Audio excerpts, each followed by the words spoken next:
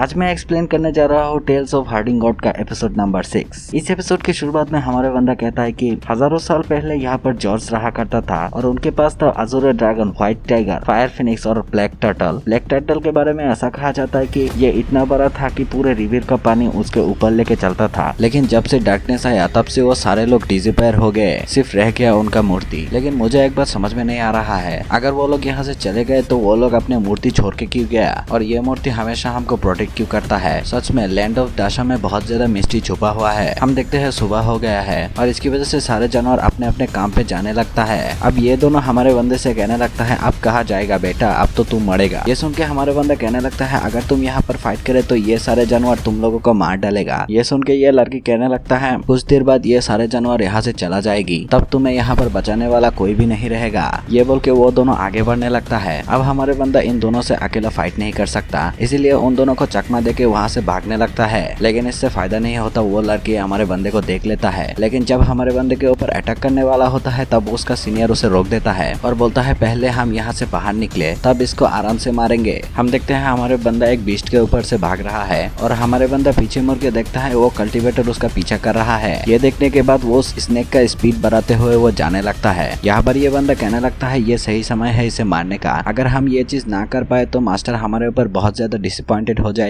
अब ये दोनों आगे बढ़ने के बाद ये बंदा इस लड़की से कहने लगता है तुम जाके उसे पीटो, मैं दूसरी जगह से निकलता हूँ। ये सुन के ये लड़की हमारे बंदे को मारने के लिए आगे बढ़ता है। लेकिन यहाँ पर हम देखते हैं ये बंदा कुछ और ही सोच रहा था। फिर हम देखते हैं ये लड़की तेजी से आके हमारे बंदे के ऊपर एक लात जड़ देता है, पर हमारे बंदा उससे बच जाता है। लेकिन उस स्नेक का हालत बहुत ज्यादा खराब हो जाता है। फिर ये बंदी हमारे बंदे के ऊपर लगातार अपने किकिंग टेक्निक का यूज करके अटैक करता है और उसे एक लात मार के पीछे पुश कर देता है। लेकिन इस समय हमारे बंदे को उस बंदी का टेक्निक के बारे में समझ में आ गया था और मनीमान कहने लगता है ग्रैंडपा ने बोला था गॉड स्टेलिंग लेग टेक्निक कोई भी किकिंग टेक्निक से नहीं डरता। ये बोल के हमारे बंदा उस लड़के का सारे शॉर्ट अटैक से बचते हुए उस बंदी के ऊपर सेम टू सेम उसी टेक्निक की मदद से अटैक कर देता है। ये देख के वो लड़की भी शॉक हो गया था और हम देखते हैं हमारे बंदा उस लड़के के तरह सेम टू सेम अटैक कर रहा था। लेकिन तभी उस लड़की को एहसास होता है कि उसका पैरों का हड्डी टूट चुका है। इसकी वजह से ये लड़की जब डिस्ट्रैक्ट हो गया था, इसी मौके का फायदा उठाते हुए हमारे बंदा उसके ऊपर अटैक कर देता है। ये बंदी हमारे बंदे को उसी शॉर्ट टेक्निक का यूज करके रोकने का कोशिश करता है, लेकिन इससे कोई फायदा नहीं होता। हमारे बंदा उस अटैक को डॉज करते हुए उस बंदी के मुंह पे एक लात जड़ देता है और इसकी वजह से ये लड़की इंजर्ड होकर बहुत दूर जाके पटक जाता है। लेकिन उसी समय ये लड़की देखता है कि उसका सीनियर ब्रदर उसे देख रहा है, लेकिन उसे बचाने के लिए कुछ भी नहीं कर रहा। फिर हम देखते हैं ये बंदा कह रहा था कि तुम्हारे खुद की गलती की वजह से तुम्हारा अब ऐसा हाल हुआ, लेकिन चिंता मत करो मैं उसे मार डालूंगा। ये बोल के अपने सारे शॉट निकाल के हमारे बंदे के ऊपर अटैक कर देता है। हमारे बंदा जैसे तैसे उन सारे अटैकों से डॉज कर रहा था और उन अटैकों से बचते हुए कह रहा था अगर ऐसी तरह चलता रहा तो मैं ज्यादा देर तक टिकने नहीं वाला, मुझे अपना खुद का वेपन बनाना पड़ेगा। फिर हम देखते हैं हमारे बंदा एक स्टिक को उठा के उसके ऊपर अपना पावर डालने लगता है और बोलता है मैं अपने पावर को 1 फुट 3 इंची तक ही डाल सकता हूँ। फिर हम देखते हैं ये बंदा हमारे बंदे के ऊपर अटैक कर देता है और इसकी वजह से हमारे बंदे का वेपन वहीं पर काट गया था और ये बंदा हमारे बंदे को एक लात मार के फिर से हमारे बंदे के ऊपर अटैक कर देता है। लेकिन इस बार उसी स्टिक की मदद से हमारे बंदा उस अटैक को रोक लेता है। ये देख के वो बंदा भी हैरान हो गया था और बोलने लगता है अचानक इसका वाइटलिटी इतना इंक्रीज कैसे हो गया। फिर हम देखते हैं वो दोनों ही दोनों तरफ पुश हो गया था। फिर हमें पता चलता है इस लेंथ में फाइट करना उसका ग्रैंडपा ने उसे सिखाया था, जो कि पिक किलिंग नाइफ टेक्निक का फर्स्ट स्टेज है। फिर हमारे बंदा उसी स्टिक की मदद से उसका सारे अटैकों को डॉज करते हुए उसके पास आके फाइट करने लगता है। ये देख के ये बंदा अपने सारे शॉटों को निकल के हमारे बंदे के ऊपर अटैक कर देता है। लेकिन हम देखते हैं हमारे बंदा उसी स्टिक की मदद से बड़ी तेजी से उन सारे अटैकों को काउंटर करने लगता है और इस बार हमारे बंदा इतना तेज हो गया था कि ये बंदा भी अच्छी तरीके से नहीं देख पाता। हम देखते हैं हमारे बंदा उन सारे अटैकों को तेजी से डॉज करते हुए आगे बढ़ता है और तेजी से आके उस बंदे के ऊपर अटैक कर देता है और इसकी वजह से उसका अंदर का हड्डियां टूट गया था। उसके बाद उसका हाथ का हड्डी तोड़ता है, फिर उसका पैर का हड्डी तोड़ता है। फिर ये बंदा अपने स्टिंग के मदद से हमारे बंदे के ऊपर अटैक कर देता है। लेकिन हमारे बंदा उन सारे अटैकों से डॉज करते हुए उसके मुंह पे एक दे के मारता है और इसकी वजह से ये बंदा बुरी तरीके से इंजर्ड हो गया था। फिर हम देखते हैं हमारे बंदा इस बंदे को कुत्ते की तरह पीट रहा था और ये सब ये लड़की भी देख रहा था, जो कि किसी तरह बच गया है। फिर हम देखते हैं ये दोनों ही थक गया था, लेकिन फिर से हमारे बंदा उस बंदे के मुंह पे दे के मारता है और इसकी वजह से उसका तलवार दूर जाके गिरा था और इस बार हमारे बंदे को चक्कर आने लगता है। अब इस बार ये बंदा हमारे बंदे के ऊपर अपना फाइनल अटैक करता है और उस अटैक को हमारे बंदा देख लेता है और इसी टाइम पे हमारे बंदे को याद आता है कि उसके दादी ने कहा था कि अपने एनिमी को कभी भी एक चांस भी मत दो, एक चांस में वो हमारे जान भी ले सकते हैं। ये याद करते हुए हमारे बंदा उस अटैक से बचते हुए उस बंदे के पास आके वो स्टिक उस बंदे के गला में घुसा देता है। साथ में उस बंदे का स्वॉर्ड उसके अंदर घुस गया था।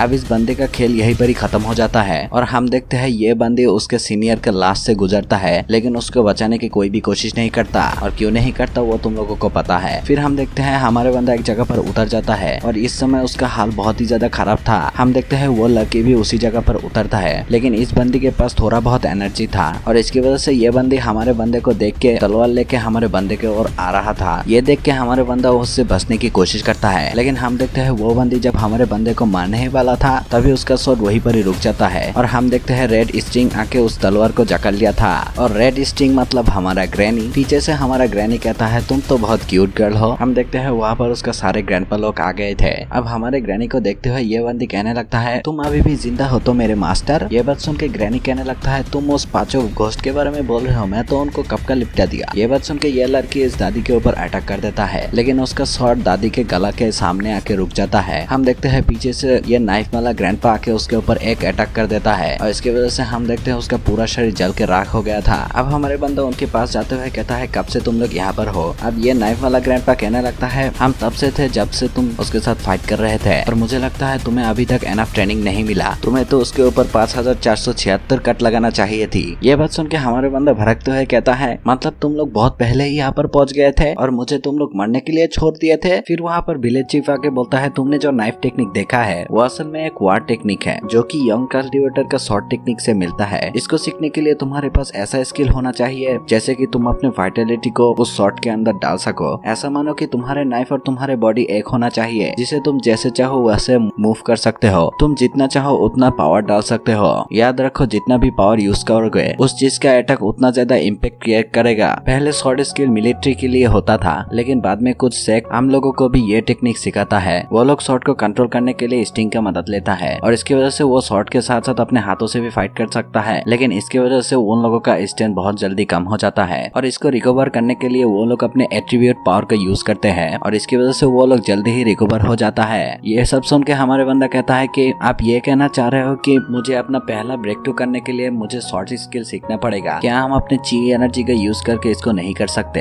ये बोल के वो उदास हो जाता है, लेकिन वो ग्रैनी उसके पास आके बोलता है तुम्हें टेंशन लेने की कोई भी जरूरत नहीं है। तुम जब अपने फर्स्ट लेवल को अचीव करोगे तब तुम बहुत ज्यादा ताकतवर हो जाओगे। तुमने अभी तक फर्स्ट लेवल को भी अचीव नहीं किया, लेकिन तुम स्पिरिट एम्ब्रियो लेवल का वॉरियर को भी हरा दिए। तुमने तो मास्टर ज्ञानकन के बारे में सुना ही होगा जो कि इस दुनिया का सबसे बड़ा कल्टीवेटर है। वो भी इस समय इतना ताकतवर नहीं हुआ होगा। फिर हम देखते हैं हमारे बंदा उसी एल्केमी मास्टर के पास आके वो सूप मांगता है और वो एल्केमी वाला ग्रैंडपा सूप निकलता है। हमारे बंदा गटागट वो सारे सूप पी जाता है। पीने के बाद वो अपने एक टेक्निक निकालता है और उसके ग्रैंडपा से कहने लगता है मैंने कल्टीवेशन के लिए एक अच्छा तरीका ढूंढा है। अब मुझे कल्टीवेशन करने के लिए एक जगह पर बैठना नहीं पड़ेगा, मैं चल के भी कल्टीवेशन कर सकता हूँ। मैं जितना तेजी से दौड़ूंगा उतना पावर बढ़ेगी। ये बोल के वो दौड़ लगा देता है और उसके पीछे पीछे उसके सारे ग्रैंडपा लोग आ रहा था। वो एल्केमी वाला ग्रैंडपा कहने लगता है थोड़ी देर पहले ये बहुत ज्यादा इंजर्ड था, लेकिन थोड़ी सूप पीने के बाद उसका पूरा वाइटलिटी रिकवर हो गया है। ऐसा लग रहा है कि वो बहुत ज्यादा ताकतवर बन गया है। ये सुन के वो बॉक्सिंग वाला ग्रैंडपा कहने लगता है मैं जब फर्स्ट लेवल अचीव कर रहा था तब मैं एक थंडर पंप के ऊपर फंस गया था और इसकी वजह से मुझे जैसे तैसे करके फर्स्ट लेवल को अचीव करना था और मैं बहुत मेहनत से अचीव भी किया। ये सुन के वो स्पीड वाला ग्रैंडपा भी कहने लगता है मेरे साथ भी ऐसा ही कुछ हुआ था। फिर दूसरे मास्टर कहने लगता है मोआर ने अभी तक फर्स्ट लेवल को भी अचीव नहीं किया, लेकिन वो अब इतना ज्यादा ताकतवर हो गया कि उससे भी बड़ा कल्टीवेटर को आराम से हरा सकता है। फिर हम देखते हैं वो स्पीड वाला ग्रैंडपा तेजी से हमारे बंदे के पास आ जाता है और बोलता है तुमसे तो बदबू आ रहा है। ये बोल के वो चला जाता है। ये बात सुन के मोआर भी गुस्सा हो गया था और उसके पीछे पीछे जाने लगता है। हम देखते हैं वो जितना ज्यादा दौड़ रहा था उसका पावर लेवल उतना भी ज्यादा बढ़ रहा था। अब हमारे बंदा कहने लगता है अब मुझे शायद डीमन मंत्र का यूज करके उस बैरियर को तोड़ने का कोशिश करना पड़ेगा। ये बोल के उसी मंत्र का यूज करते हुए उस बैरियर के ऊपर अटैक कर देता है, लेकिन इस बार भी वो कामयाब नहीं हो पाता। लेकिन फिर उससे एक आइडिया आता है और वो बोलता है कि मैं तीनों एट्रीब्यूट पावर का यूज करके उसके ऊपर अटैक करूंगा। ये बोल के वो मंत्र पढ़ना शुरू कर देता है। हम देखते हैं हमारे बंदा एक ही टाइम पे डीमन और जॉट पावर का यूज कर पा रहा था और इधर हमारे बंदा भागते भागते एक रिवर में कूद जाता है और थोड़ी देर बाद वहाँ पर एक बड़ा सा धमाका होता है। ये देख के विलेज चीफ कहने लगता है ये नामुमकिन है, ये बंदा एक ही साथ जॉट और डीमन पावर का यूज कर पा रहा है। और ये बोलने के साथ ही साथ ये वाला एपिसोड खत्म होता है।